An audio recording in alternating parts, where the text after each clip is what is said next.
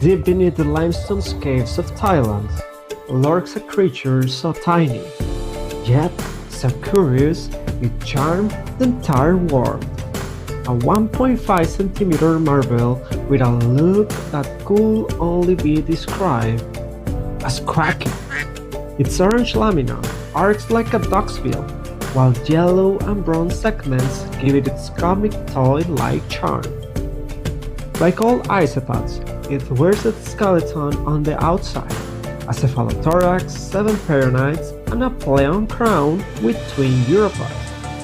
This species that was just discovered back in 2017 thrives in near 100% humidity, a relic of a hidden world we're only just beginning to explore.